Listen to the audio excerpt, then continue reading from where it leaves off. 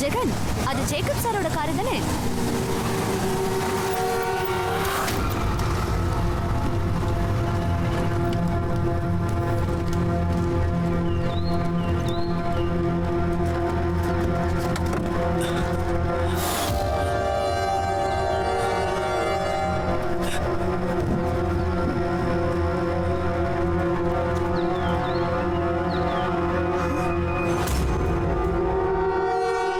ஜெகன், சாரோட ரைட் ஹேண்ட்ல ஏதோ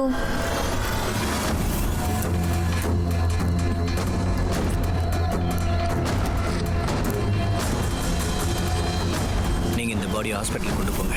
அப்ப நீ? நான் முதல்ல இந்த ராகவனோட காட்டேஜுக்கு போறேன். அவன் அங்க இல்லைன்னா ஸ்டேஷனுக்கு போறேன். காலேஜுக்கு ஃபோன் பண்ணி ஹாஸ்டல்ல இருந்து பசங்களை வர சொல்லு. ஸ்டேஷனுக்கு முன்னாடி எல்லாரையும் அசம்பிள் பண்ணு. ஓகே.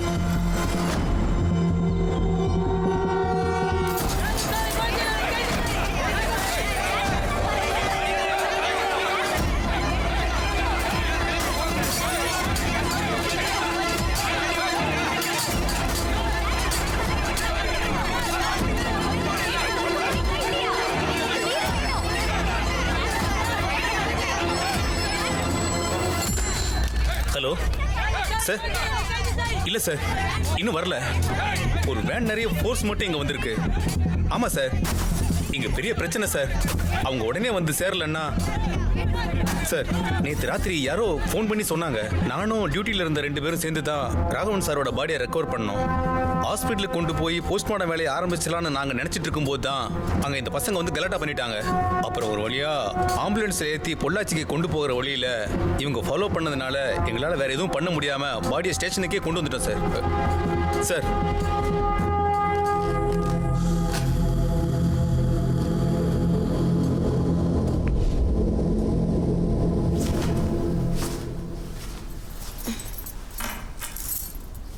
என்னங்க இவ்வளோ சீக்கிரம் கிளம்பிட்டீங்க? வீட்டில் ஒரு ஓமம் நடக்குது. கண்டிப்பாக வர்றேன்னு ராமாவுக்கும் பத்மாவுக்கும் வாக்கு கொடுத்துருக்கேன்.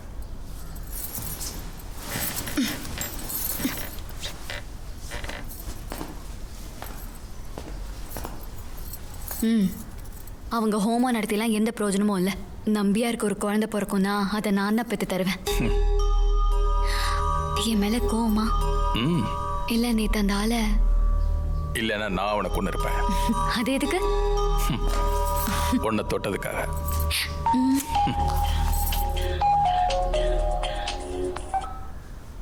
ஆ,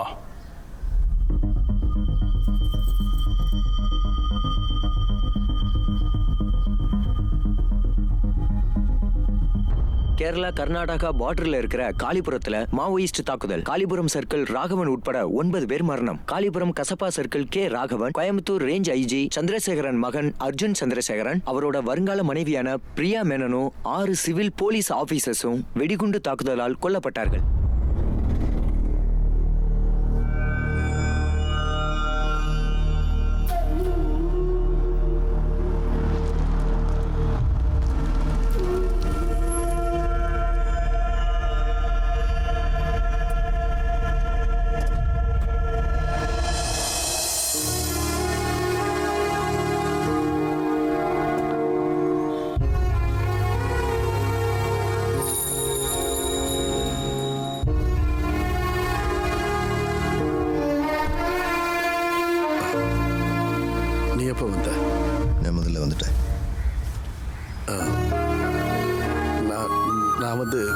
கோயம்புத்தூர் வரைக்கும் போயிருந்தேன். ஒன்றும் இல்லை, இவனோட கல்யாணத்துக்கு கூப்பிட. நீ பாத்தியா? டே, 2 பேரும்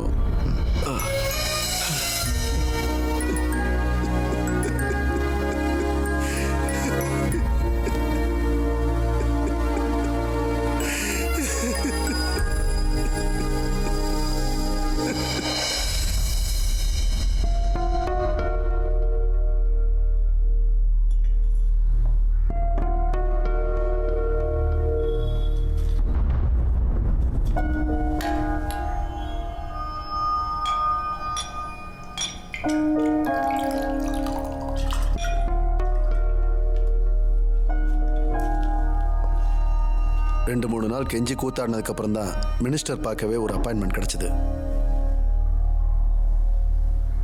ஆனா கடந்த 10-25 வருஷமா நான் செஞ்ச சர்வீஸ்க்கும் சரி, நான் போட்டிருக்கிற யூனிஃபார்முக்கும் சரி, ஒரு யூஸ்டு டாய்லெட் பேப்பரோட விலை கூட இல்லைன்னு இப்ப நான் நல்லா புரிஞ்சுக்கிட்டேன்.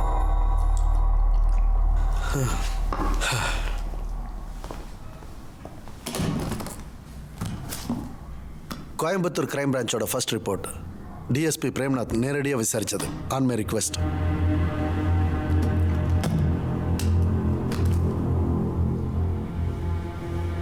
நம்ம பத்திரிகையில் டிவிலெல்லாம் பார்த்தது தான். லெக்சரர் ஜேக்கப்போட பாடியை பார்த்த காலேஜ் ஸ்டூடெண்ட்ஸ் காளிபுரம் ஸ்டேஷனை சுற்றி வளைச்சிட்டாங்க. இதே கேஸில் அக்யூஸ்டுன்னு சந்தேகப்படுற சர்க்கிள் ராகவனோட மர்மமான மரணம், அப்புறம் பசங்களோட கலாட்டாக்கு நடுவில் ராகவனோட பாடி எடுத்துக்கிட்டு இங்கே கிளம்பி வந்த போலீஸ் வேன் காளிபுரத்தோட அவுட்ஸ்கர்ட்ஸில் எங்கேயோ ஒரு இடத்துல பிளாஸ்ட் ஆகிடுச்சு. மாவோயிஸ்ட்டுங்க தான் சொல்கிறாங்க. ஆனால் அந்த இடத்துக்கு நம்ம பசங்க எதுக்கு போனாங்க? அதை பற்றி கிரைம் பிரான்ச் ஆஃபீஸர்ஸ் எதுவும் சொல்லலையா? இதெல்லாம் கொஞ்சம் கூடி கன்வின்சிங்கே இல்லை சார். இதெல்லாம் அவனுங்க கை நீட்டி காசு வாங்கி மாற்றி எழுதியிருப்பாங்க சார். தெரியும். அதனால தான்டா நான் ப்ராப்பர் இன்வெஸ்டிகேஷன் வேணும்னு மினிஸ்டர் கிட்ட ரிக்வெஸ்ட் பண்ணியிருக்கேன். ஆனால் அது இருக்கிறது பார்டர் ஸ்டேஷன், மாவோயிஸ்ட் பிரசன்ஸ் இருக்கு. கர்நாடகா ஹோம் மினிஸ்டர் கிட்ட இதை பற்றி பேசுகிறேன்னு சொல்லிட்டு பட்டும் படாமல் ஒரு ஹக் பண்ணிட்டு அவர் பாட்டு கிளம்பி போயிட்டார். என் பிள்ளை போய் சேர்ந்துட்டான்.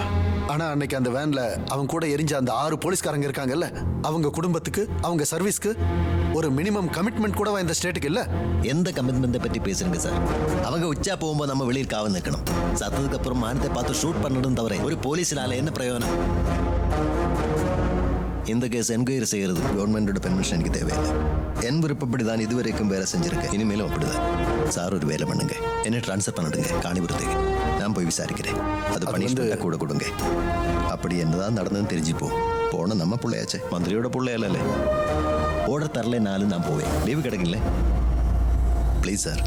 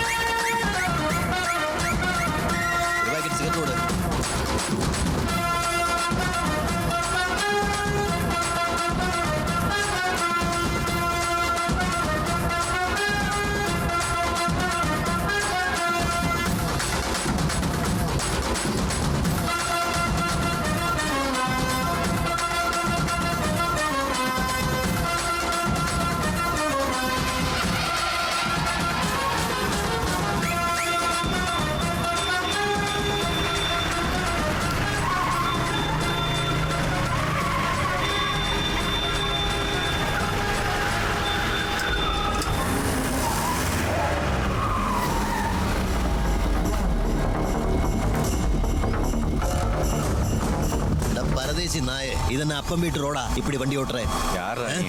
அடிங்க வண்டி ரிவர்ஸ் சார். எவங்கிட்ட மாற்ற சொல்றேன். ஓடா வெளியே.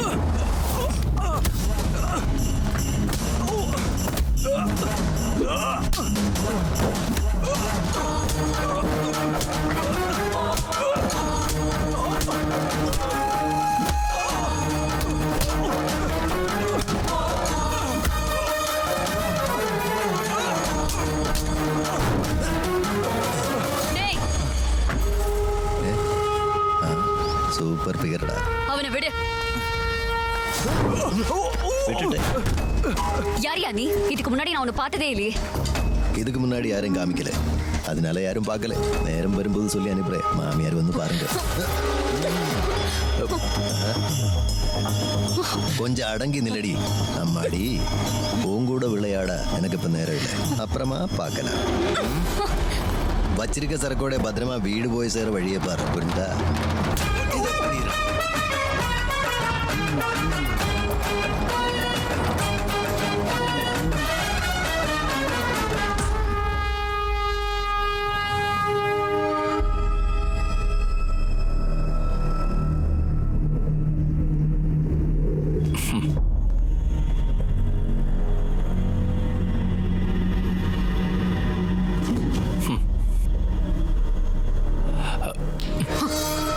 என்னடியாச்சு?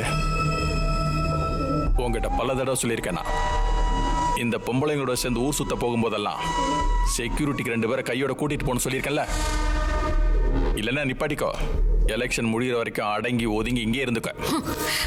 இதுக்குள்ளேயே அடைச்சு வச்சிருந்தீங்கன்னா இங்க இருக்கிற பொம்பளைங்களுக்குலாம் எவன் வந்து சாப்பாடு போடுவான்? இங்க நாங்க எப்படி வாழ்ந்துட்டு இருக்கோம்னு உங்களுக்கு ஏதாவது தெரியுமா? உங்களுக்கு இப்ப பார்ட்டி, எலெக்ஷன், பொண்டாட்டிங்க. அப்ப நான் யாரு? சும்மா ஒரு டைம் பாஸ், யாருக்கும் தேவையில்லாத, வாழ பக்தி இல்லாத, வரவும் போறவெல்லாம் கை வைக்கிறதுக்கு. கொஞ்சம் பணம் கொடுத்து அனுப்புறேன்.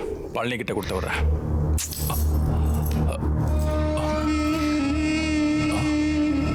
அவனாலதான் எனக்கு சொந்தமானதை தொட்டுட்டு அவன் இந்த காளிபுரத்தை தாண்டி போக மாட்டான். அவன் எவனா இருந்தாலும் சரி, அவனை விட மாட்டேன்.